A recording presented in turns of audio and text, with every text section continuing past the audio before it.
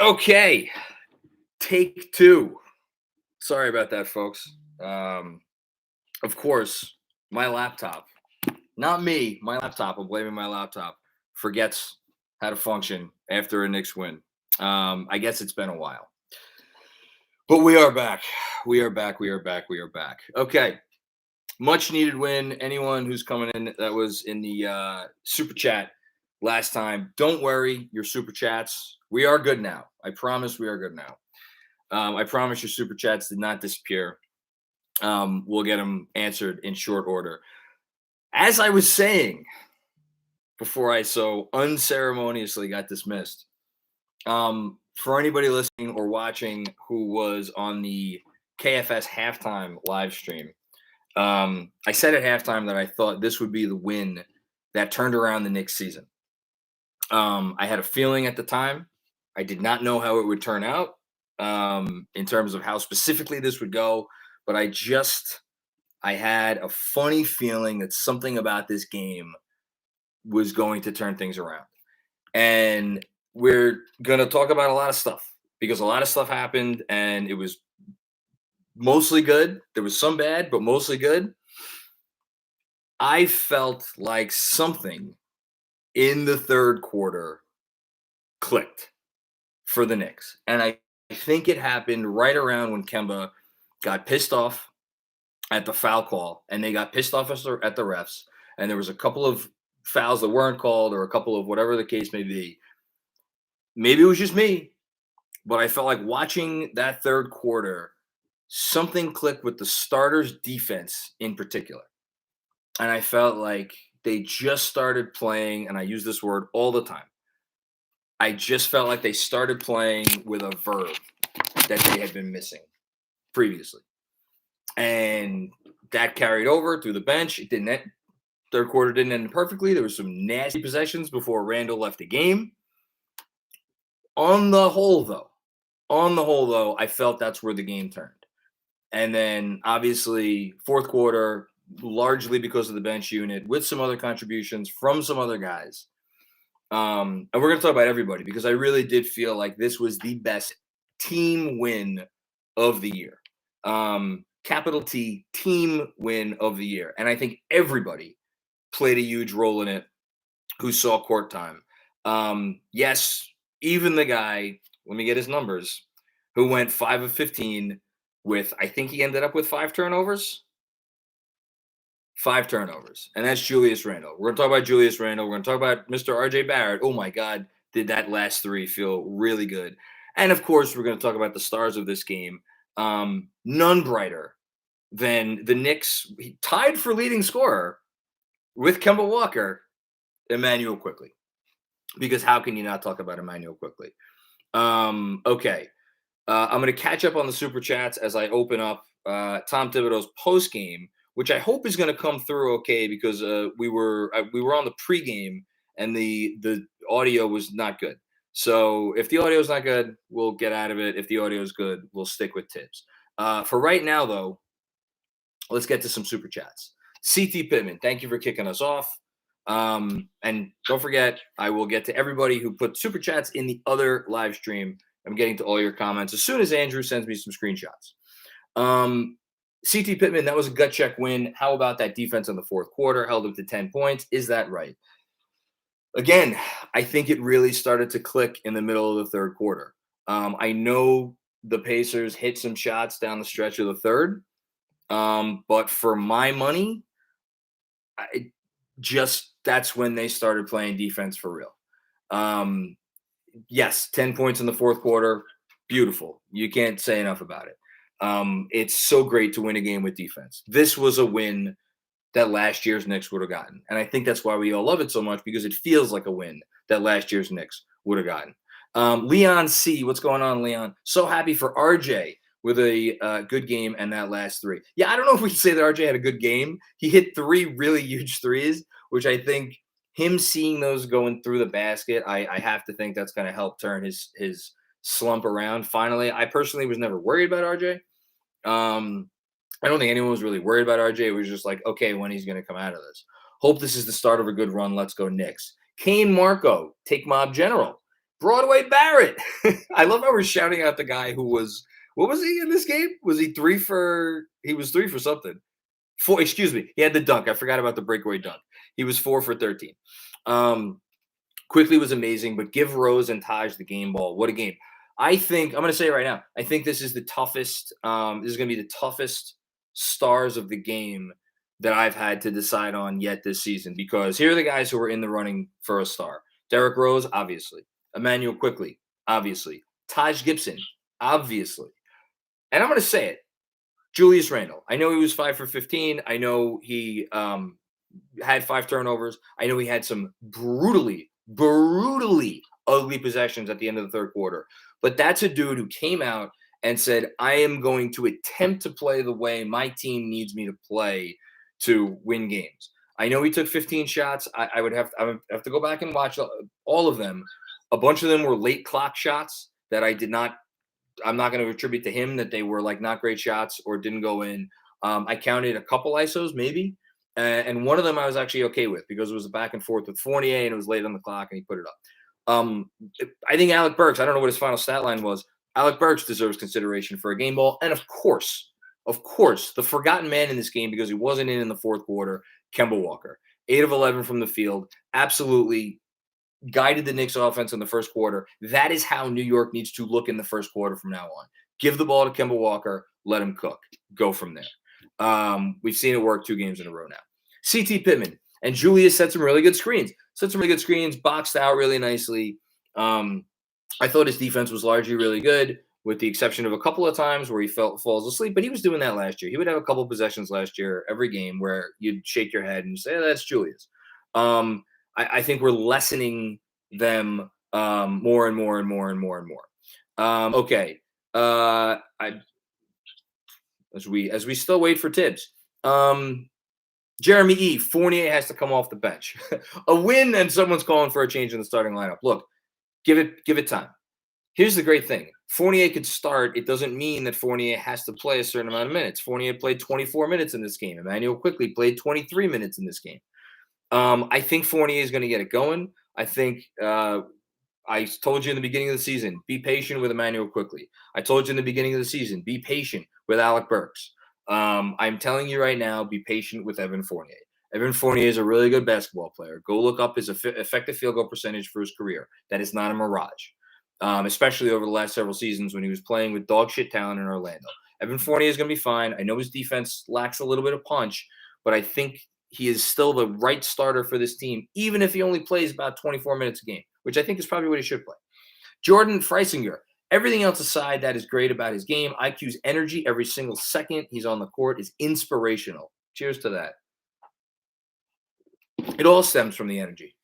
The energy on offense, the energy on defense. The team takes inspiration from his energy. And that is why right now he's the best defensive backcourt player on the Knicks. And I'm not sure it's close.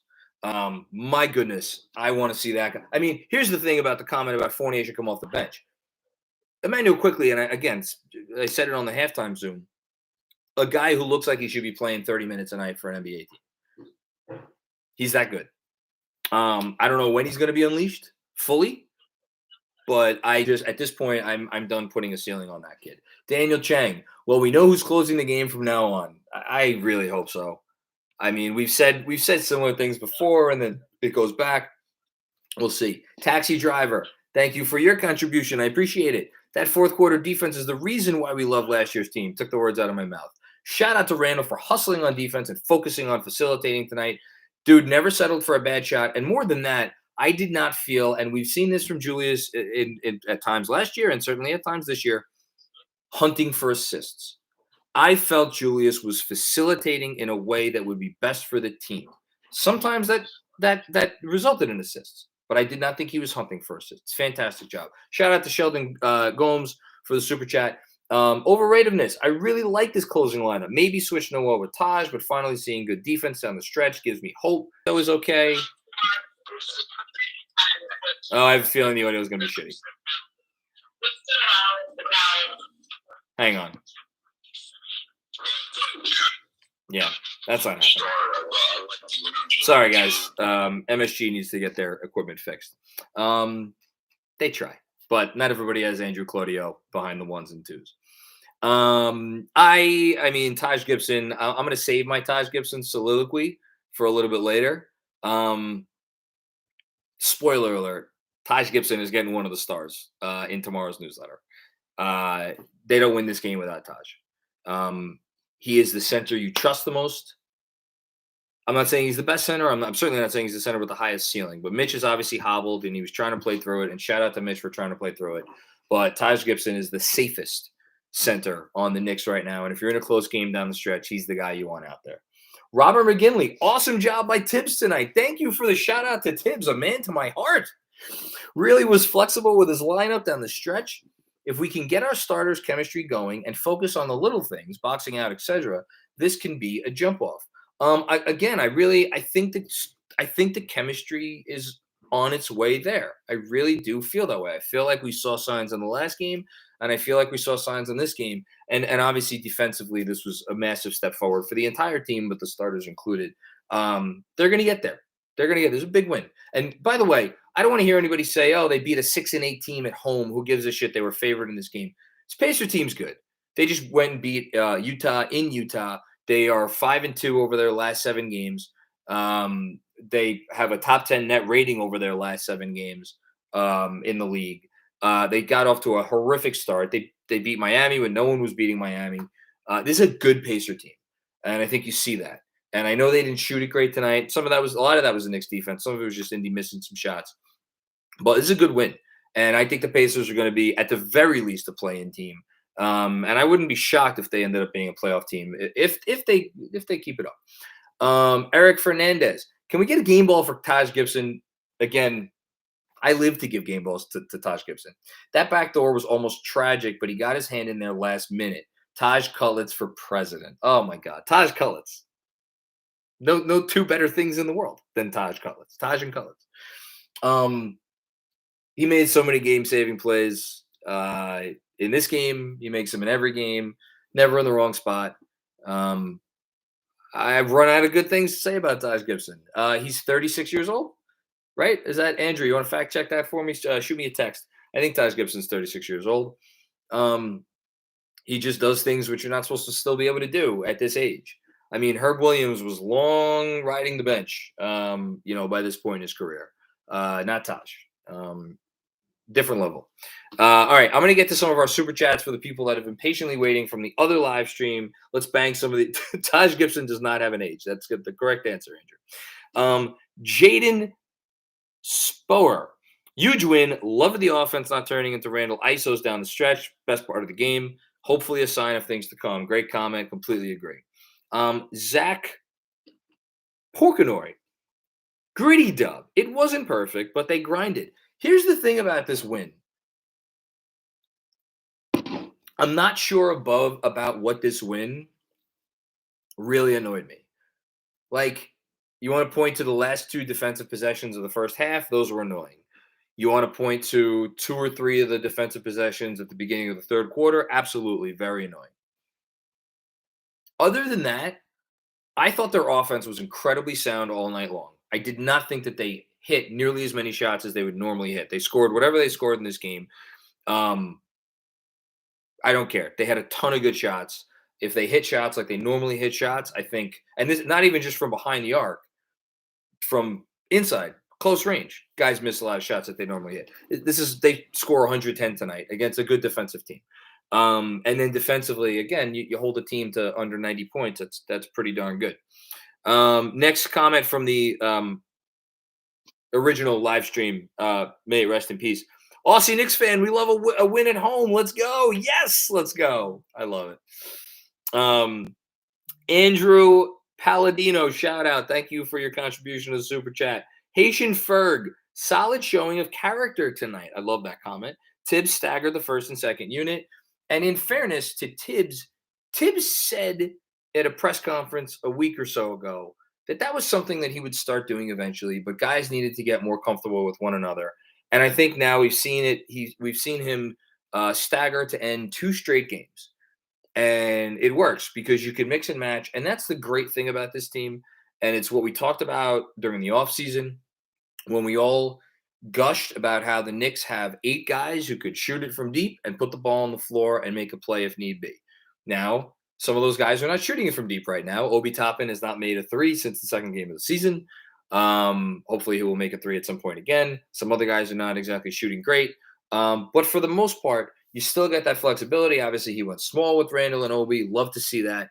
And the fact that he was comfortable with that against this team with those monsters for a couple of minutes, and he felt comfortable going to that, says a lot to me.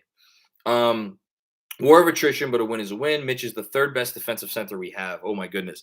Here's the thing. We have 3 really great defensive centers when healthy. One of them's not healthy right now. That's all it is.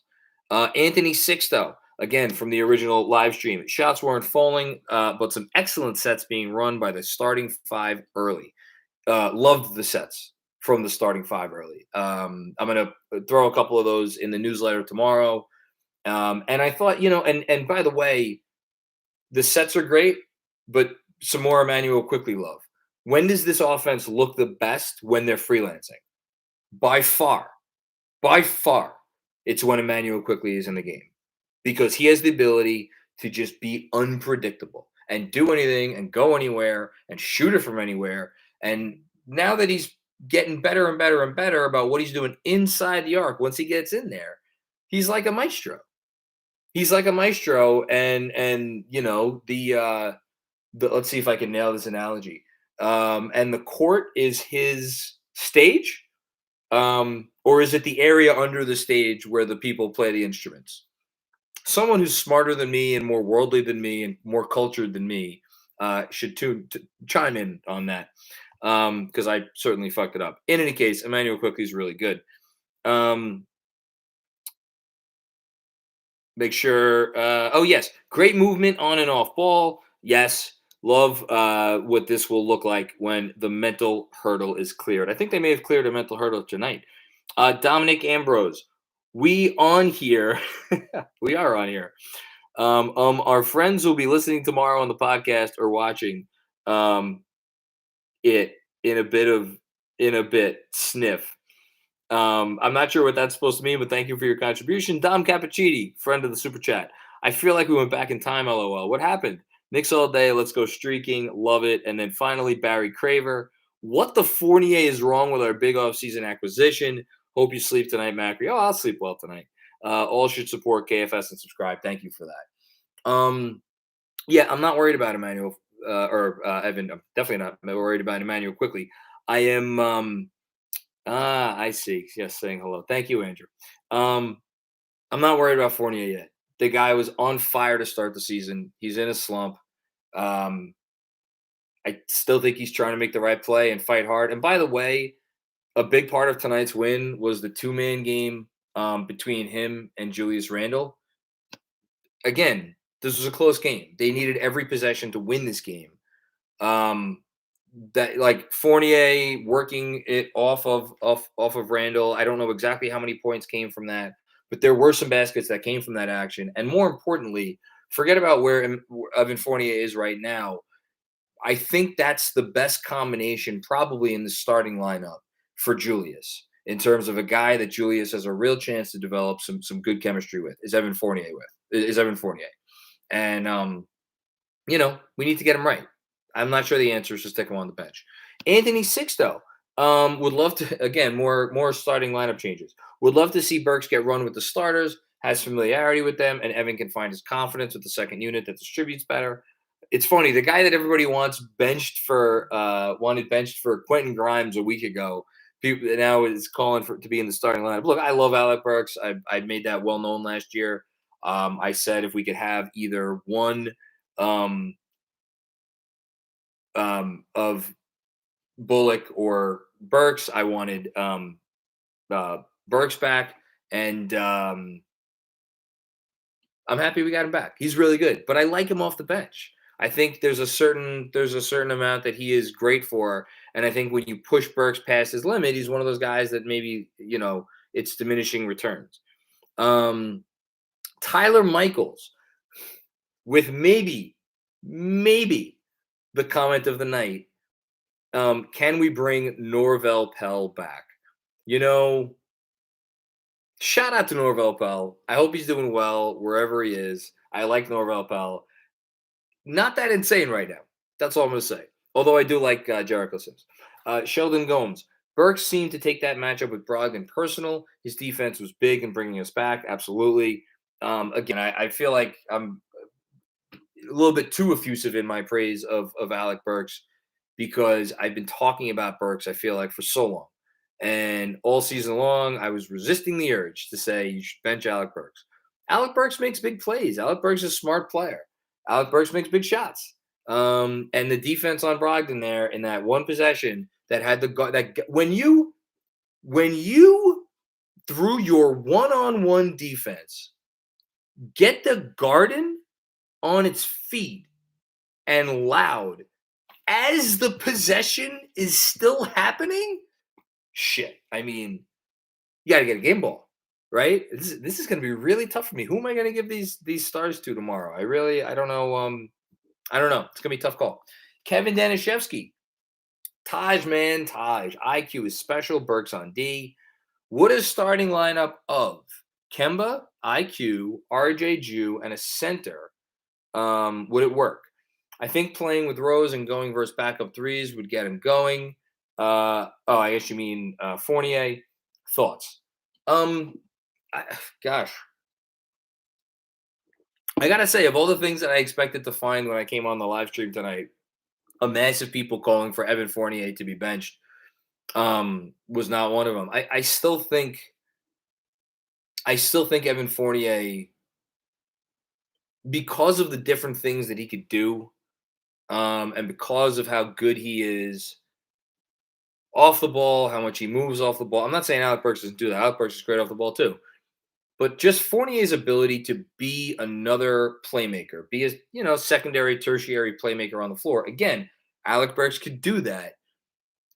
But there's a reason that Alec Burks has been a backup for his entire career, and he's whatever he is, 31, 32 years old. And Evan Fournier has been, the best player on the French national team of late, but also like the guy who was the best perimeter player on those Magic teams for years. And those Magic teams are not good, and their offense mostly stunk. But when you're the guy that takes it on your shoulders every night and you have that experience, and you've been in playoff games, I just have to think you have to give that guy a longer leash, especially when you've just signed him to a 3-year contract in which you're paying him almost $20 million a year. And I usually don't care about the contract stuff when it comes about making decisions. But I'm going to give him a longer leash. I want to see him work it out. And I think if he works it out, just again, remember, this is the team that had the best offensive rating in the league through whatever it was, 5 or 6 games. Evan Fournier was a massive part of that, a massive part of that. He was doing all the things we were like, that's why we signed him. Well, he could still do those things. We gotta give it a little bit of time, maybe. David Fudernick, my main man, my good friend in Los Angeles, California, where everything's always wonderful. And the cutlets are plentiful. $1 for every quickly point. Thank you, my friend. Appreciate that. Every W against the Pacers or Heat always tastes a little sweeter, especially when it's a W that may turn your season around. That's like cutlets on cutlets right there. Game cutlets to Derrick Rose, Taj, and Burks as well. Feels like this will be a turning point game. Let's go Knicks. Again, summed up my thoughts exactly. Couldn't have said it better myself. Plenty to be concerned about. This from D Zilla. But lots of positives. A win is a win. We need this one. We did need this one. We can now go back into Wednesday's KFS game with the right hype. Keep the starting 5. Just got to keep building. Yeah, I don't know. Maybe. I think it goes back to something that I said, I don't know when I said, a week or so ago, about adjusting expectations for this team. And I think the sooner as a fan base we realize, I said this is what I said a week ago, that like this is not one of the top 6 or whatever teams in the league. This is part of that next tier, that next 10 or so teams. Are they the 7th, 10th, 11th, the 14th best team in the league? I think we're figuring that out, but I think they're in that group. And that's why, to me, getting a tough win over a team like this at home like, that's just a good win. Like, I don't come away from this being like, oh, well, they still clearly need to get a lot better because this was so close against this team. Like, I, I don't I don't think that they should be taking any game against any team for granted, especially how they're playing right now. I get where you're coming from, Dzilla, but I guess I don't know if I have a point here, but it's something along the lines of like, I don't know what I could point to from tonight. I said this something similar before, where I'm like, that needs to change. That's really bad. That's going to hold us back long term. Other than guys missing shots, which is like, I'm never going to come on here and get upset about missed shots because it's missed shots. What can you do? Those shots will go in. Again, we should say, um, so we're all on the same page here. The Knicks just won a game by 8 points in which they shot 32% from deep, 11 of 34, and 43% overall. And they got to the line 10 times because the refs were just fucking letting everything go. They will shoot better than that. And they will score more points. But if they play like this, I really, again, this is a team that could beat a lot of other teams. Dan Hidalgo, what's going on, Dan? How are you? There's a level of streakiness baked into the starting lineup. Yes, 100%. Can multiple guys go off? Yeah. Will they? Who knows? That's why we don't know who to run the offense through. I mean, look, I think the best thing that came out tonight was the fourth quarter. The offense ran through the point guards. Ran through quickly, ran through Kemba. First quarter, ran through, fourth quarter, ran through Rose, ran through quickly. First quarter, ran through Kemba. I think that's what they need to do for 48 minutes. And if they get in the habit of doing that for 48 minutes, this is what I wrote about in today's newsletter. Running the offense through the point guards and letting Julius be kind of what Julius was tonight. I really did. Yeah, again, he's not hitting shots right now. I think that will change. I still have faith he's going to hit shots. I think the version of Julius that we saw tonight is closer to the optimal version of what Julius Randle is, except he's hopefully going to hit more shots. And look, it's closer. It's not there yet. It's clearly not there yet. It's not very good tonight. I loved what he did. I love the mentality. I love the effort. I love all that stuff. He's still not like very good. But the outline, right? The outline is what we want to see. Jason M. Is Jules our best screener? Got a few screen assists. He's not. Thank you. Andrew just texted me. Somebody bring up Obi's poster, please. I will bring up Obi's poster, please. Obi's poster was special, and Obi gives you a poster every game. Although I do have one more comment on that, which I'm going to save for a sec. Taj Gibson is the Knicks' best screener, by the way. Something about Obi.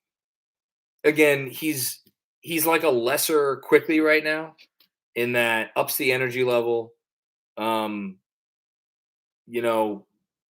Liable to light the garden on fire any moment he's in the game, gets the crowd pumped up, makes positive winning plays. All of it's great. Something I noticed in the fourth quarter, first it was Rose, and then it was Quickly. Forced passes to Obi. One, Rose, I think, just threw it out of bounds, and the other one, Quickly, it was like kind of an out-of-control pass. I love Quickly's point guard play tonight, by the way, on the whole. That was just not a great pass. I almost thought that they were looking for him because they're like, if Obi could throw one down right now, it would send this place into a frenzy, and it would really get the crowd behind us, and it would help put this game away. It's just, it speaks. I'm not saying those were terrible plays or anything, or like that's a bad thing. That's a great thing, and it speaks to Obi's impact and how much everybody seems to love him right now. And you wonder what he would look like getting more time. What did he get? About 16 minutes in this game? Even a blind squirrel finds a nut every now and then. 16 minutes, 2 for 5 from the field. He's going to hit the threes, and he has to hit the threes. It's going to be a big part of his game. Robert Beckford. Do we need to come out with a different lineup in the third quarter? There's an interesting idea. Thank God we came alive in the fourth this time. Yes. No, they just got to figure it out. Just figure it. I don't know what it is. Hopefully it corrects next game. We'll see. Matthew Schwartz. Can someone please teach Mitchell Robinson how to set a pick? I've been waiting for this for 3+ years.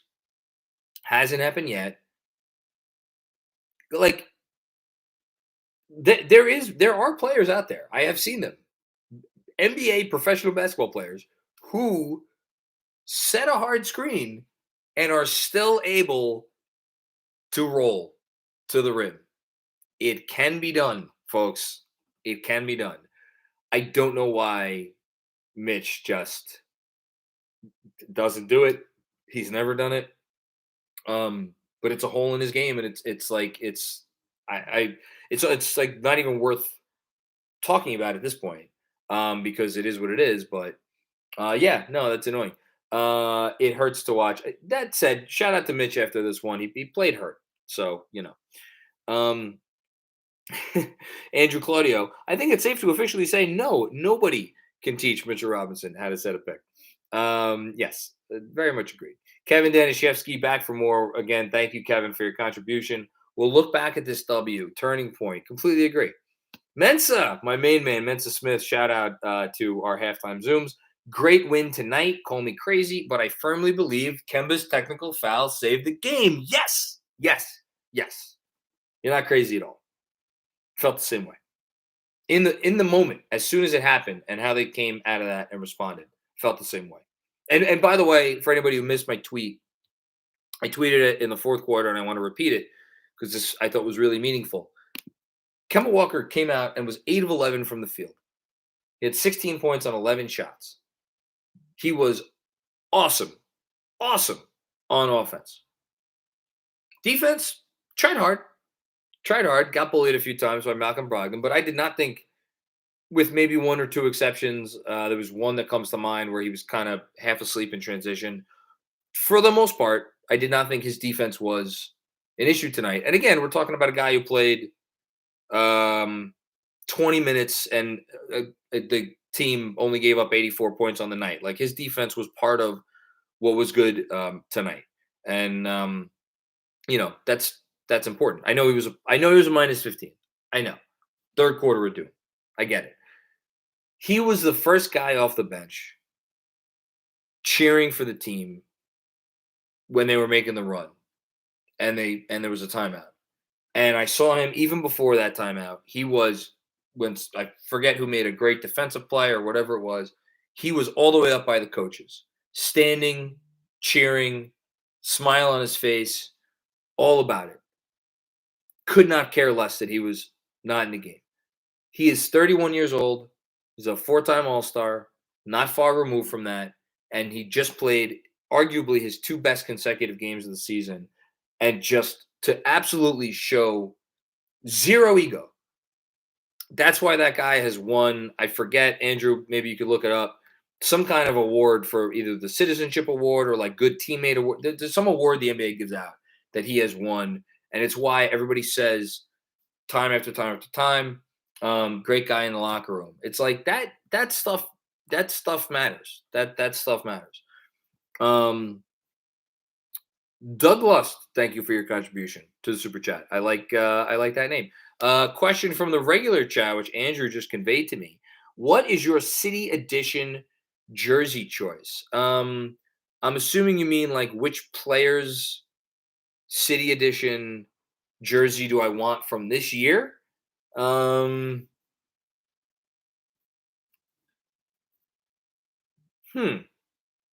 black and orange. What do I want of the black and orange? First of all, if the question is which city edition jersey do I like the best, I still like last year's the best, and I liked it a lot at the time. This year, I'm gonna have to go with quickly. I think I would go with. Thank you, Andrew. The NBA Sportsmanship Award in 2017 and 2018. Very nice. Ryan Menzies feels like a bit of a breakthrough. IQ's energy has been huge lately. Same thing as last year. It's funny. I was going through in my head towards the end of that game. Rose hit when they were like desperate for a bucket. We haven't talked nearly enough about Derrick Rose in this live stream. Derrick Rose. Where would they be this season without Derrick Rose? Would they be 13th in the East? Would they be 12th? 12, 13, 11, 12, 13, something around there. That's what they would be without Derrick Rose. He's been that good. He's been that important. He's been the best player on the team this year. Top to bottom, has Emmanuel Quickly been the second best Knick this year? That's an honest question. I know he could not hit the ocean from the beach for whatever it was, 7 or 8 games. But he was still playing well during that time. And there's a reason why, even before he started hitting shots, he was one of the best plus-minus guys in the NBA. Don't have to shoot well to play well. Shout out to Tom Thibodeau. Yeah, I don't know. He might. I think he might be their second best player this year, with some love to R.J. Barrett, who before he forgot how to shoot and wasn't great on defense was definitely their best player for a while. Julius deserves mention here as well. But it's an interesting conversation. Doug Lust. Rose was heaving in the post game, but Tibbs might have found something in the way he spaced the minutes between Kemba and Rose. Yeah, I think so. I thought it was really interesting when he took both of them off the court and then let Quickly and Burks run the show for a bit. Like, you could do that with those guys. It's the benefit of having so many, quote unquote point guards on the team. He was heaving post game. That's not great. Jeremy Chase. This team is one Elfrid Payton away from having the worst starting point guard in the league. Great comment. Go Knicks. Good comment, Jeremy. That's a good one. Daniel Chang, shout out to you. LOL. Nobody is talking about how terrible RJ looked for the majority of this game. Well, you're talking about it now. He needs to stop chilling at the crib watching Duke games and hit the gym. Listen, RJ's a worker. I think his approach has been fine throughout this slump. He's just not hitting shots. And I think the fact that he's not hitting shots the last couple of games, a little bit, I thought he was better tonight. Again, I would have to go back and rewatch it, but it felt like he was better. I thought it finally started to seep into his defense the last few games. But I'm not worried about RJ Barrett. I think he's going to be okay. I think, look, he's a 21-year-old kid and the entire city was kissing his ass after he had, that game against New Orleans, and then he had another 20-point game after that. Like, that's normal, and when you think you are a special player, which RJ Barrett said in black and white, he thinks he's a special player. Like, when things start to go downhill, I could see that being the type of snowball effect where it kind of sends you off in not the best direction. I'm not worried about RJ. He's going to figure it out. I shouldn't say that. He has figured it out already. He's going to get back to that point. Don Cappuccini, any concern on Mitch's ankle long-term, since who knows what Noel's health situation is? Yeah. At this point, would you bet on either guy playing on Wednesday against the Magic? I don't know, I don't think it's hurt them this year.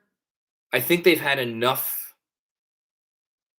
healthy center. I think they've had enough minutes at center where that whatever the injuries have been, Noel, like Mitch now, Mitch before, I don't think that's the reason they've lost any games. Although, man, I really do think they miss Noel's defense at times. Maybe it would have made the difference in one game here or there. Am I concerned? Yeah, I'm concerned. I just don't know. I don't know what the solution is, other than a trade. Because, like, again, all joking aside, like, where's the center you're going to sign off the street? And I don't. Listen, we could talk about trades for a center they might make. I don't think it's the type of trade you're thinking right now. I think that's a bigger thing, and it's certainly not a trade you're going to make because you need a stopgap center. But Mitch's market value, what is his value on the trade market with one injury after another? That's an interesting conversation. Overrated, and how does it affect their ability or their confidence in him long term? Another thought. Overratedness. Fournier will be fine, thank you. Problem might be playing with Kemba. These are two negatives on defense that the offense can't compensate for right now. That's a fair point, but I think eventually it will work. Let's go Knicks. Are they two negatives on D? I don't know. I don't call like I remember the first game of the season where we were like shouting out Evan Fournier's defense. We had like really good defensive possessions against a Celtic team that was like still finding itself. Granted, I don't know. Maybe Kemba or maybe they each do need to be alongside a guy who's a stronger defender. See, that to me is the best argument for switching up the starting lineup. Not because I'm worried about like Fournier finding his shot or his offense or whatever. That I don't. That'll be fine. But you know what it is. It's probably an argument for staggering more than switching up the starting lineup for me at least right now, and maybe giving Fournier a quick hook. Get quickly because then you got to kind of have your cake and eat it too. If you give Fournier a quick hook and you get quickly in there, then you get some nice quickly Kemba minutes, which we saw tonight. By the way, I thought that was good.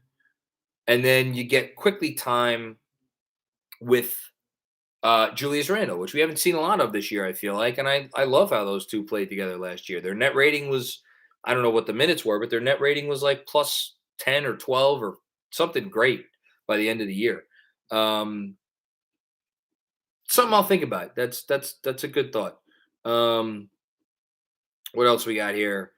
Man, you guys are on fire tonight.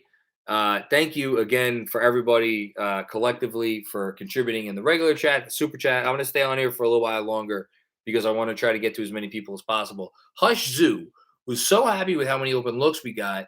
Those shots will fall. Very true.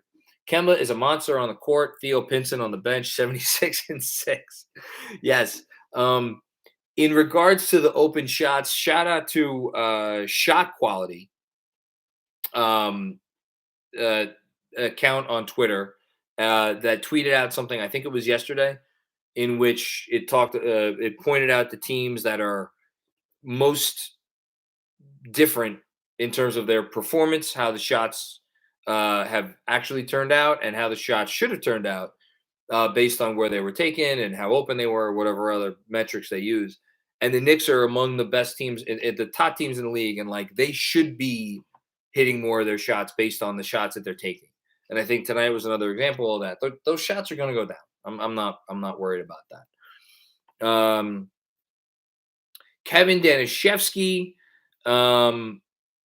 again, thank you for your contribution. You're always incredibly generous here. Rose is incredible, but does his proficiency to get to the rim look better versus Kemba's supposed inability because of Taj versus Mitch on screens? Interesting point. I think Rose could get to the rim playing with anybody and playing against anybody because he's Derek fucking Rose, and that MVP stuff is still in there.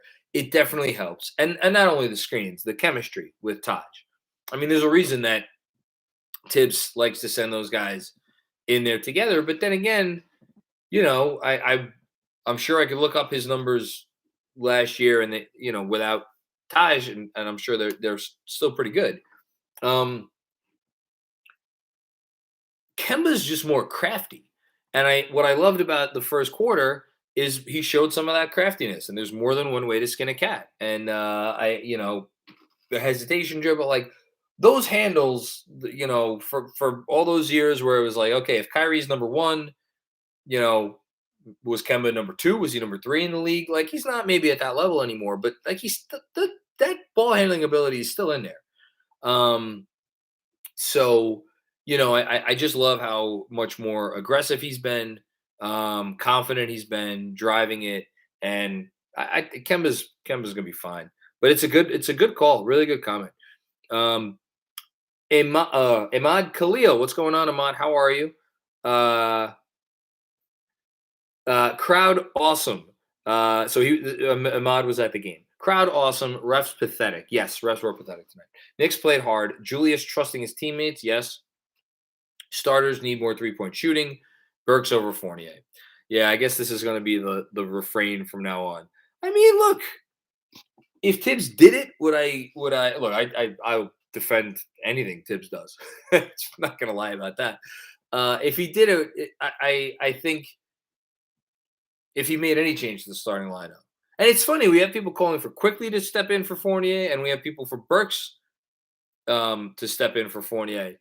I think that again, there's arguments for both. I love Quickly's energy off the bench too. Oh man, it's a tough call, and again, the easiest solution is Fournier just starts hitting more shots.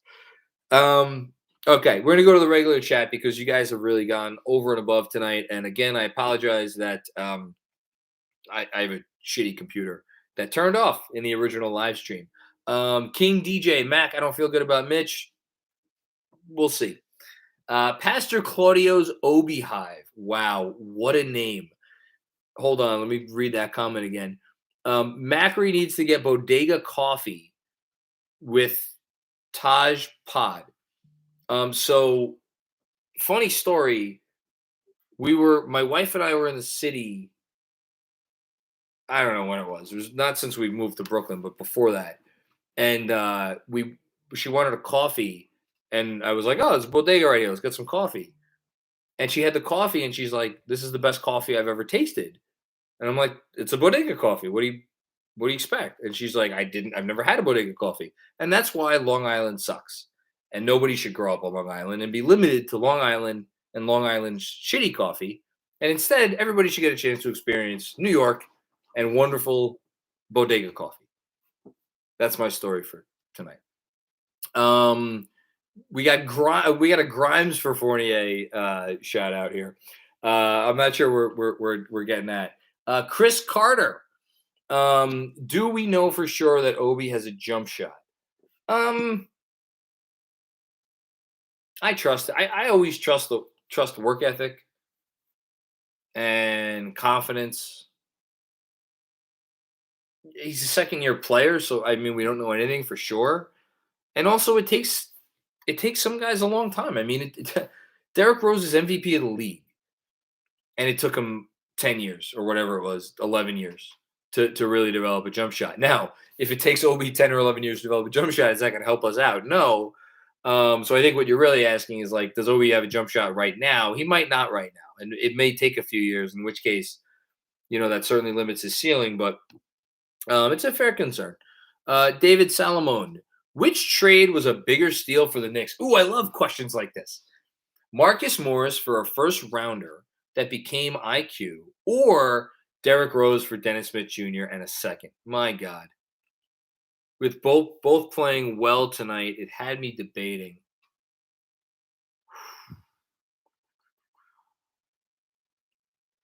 So, on paper, Rose for Dennis Smith Jr. and a second is clearly the better trade because Rose is a better player than Quickly right now. He was he's a better player than Quickly last year. He's I don't know, is Derrick Rose a top 50 player in the NBA right now? Sure as shit looks like it to me. So like the fact that you got that guy for a guy who's not an NBA player and the whatever it was 46 pick in the draft, that might be the best trade that was made last year in terms of a value standpoint. Not just the Knicks, in the entire league. That might have been the best trade of the year from a value standpoint. But the reason why this is an interesting question is because for the Knicks, which is the more meaningful trade, Derrick Rose, I don't know, maybe he could do this forever and he just stays on the Knicks perpetually. I really think Emmanuel Quickly has a chance to be a special player. I don't know what special means yet. I said it on the halftime Zoom for the newsletter subscribers, and I'll say it here. I was thinking earlier today, like, what would it look like if you gave Emmanuel Quickly 30 minutes a night? Like, what would that look like if you surrounded Emmanuel Quickly with just supremely talented, like a team's best players, and you put the ball in his hands and said, "Here, go dictate the offense for, whatever, 60 possessions a game. Like, what would that look like? Are we sure that he might not be in the conversation for, like, I don't know what we I just he shoots it so fearlessly and he shoots it so well, and the creativity inside the arc, man, I'm not gonna say it's starting to remind me of, but um I'm really high on Emmanuel quickly. So that's a wonderful question. And I'll think about that moving forward. Um, Dom Cappuccini, Knicks are up to 19th in defensive efficiency. How you doing? I bet you they probably fell out of the top 5 in offensive efficiency. I'll look that up right now. Yeah, I mean, look, they're gonna get in the top 15 by the end of the year. I said it on, I think I was on a Pacers podcast today, and I said it on the Pacers podcast. I'm still more worried about the offense. I don't care what their ranking is. Like, the offense is still the thing that I think is going to dictate where they go. I think the defense is going to be fine. Big midget. There's a little turtle. Big midget put a little turtle in the thing in the super chat. It's a cute turtle. Oh, we have something from Andrew here. The defense of Long Island is that you're only a 20 to 45-minute ride away from the city.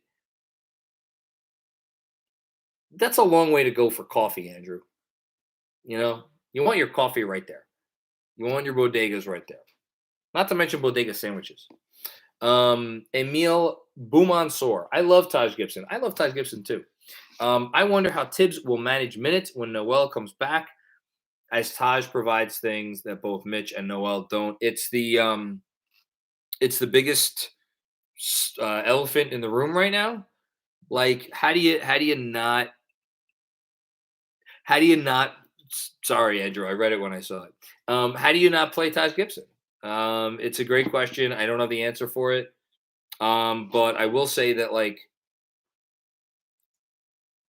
again, I know in some circles of Knicks fandom, you get canceled for, uttering the idea that maybe they should think about trading Mitch to try to improve the roster somehow, some way.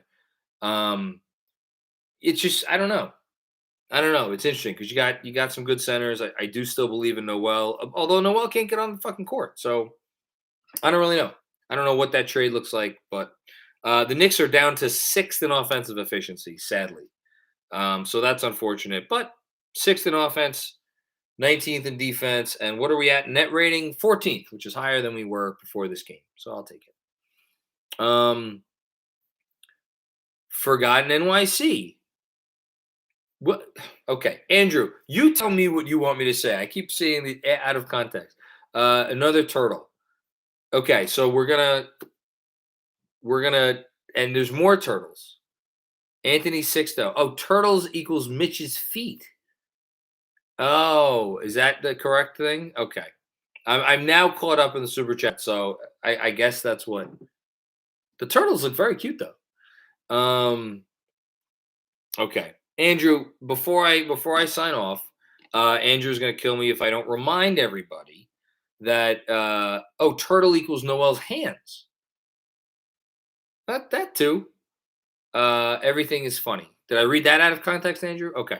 Before I go, big midget again, another turtle. Thank you.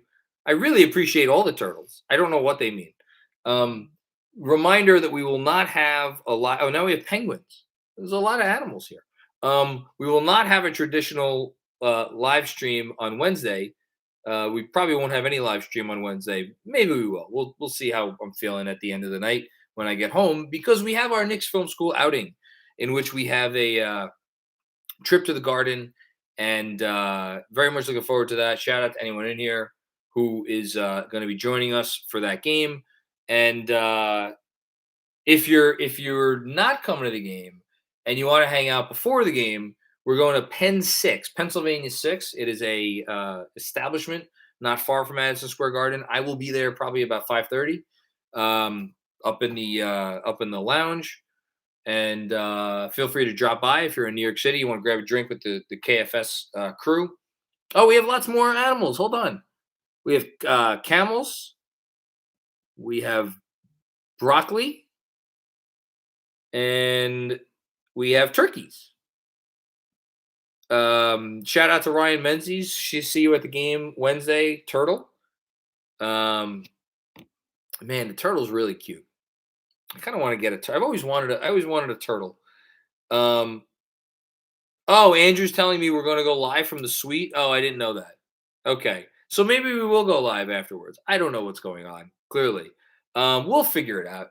Check your Knicks Film School YouTube channel, and maybe we wind up going live. I thought they were going to kick us out of the garden like after the game ends, but if they don't, then we'll go live from the suite. We'll play it by ear. Okay, before I go, let's just shout out the other animals that are in the super chat here. We got some pigs. Shout out to Richard Born Vanek. I know you're in St. Thomas. Shout out to you. We have red flags. We have bats from Austin. We have, what is that from Anthony Sixto? Some kind of a piece of meat on a bone. We have an eggplant, and we have pretzels. All right. Well, I think on that note, I'm going to get out of here, and I'm going to attempt to write a coherent new. Oh, we got frogs. I'm going to attempt to write a coherent newsletter about this game. Shout out to everybody and all the emojis. There's chickens now. That's a rooster. And then Dad Hidalgo has a little man running with a burst of air after him. Yeah. Okay. Now we are real. Oh, now there's a chicken and an egg. I can't with the emojis. I love the emojis. Need turtle in the newsletter. We got monkeys. We got. Okay, I gotta get the hell out of here. All right, everybody, have a good night. We'll talk to you later, and hopefully see some of you guys on Wednesday. Peace out.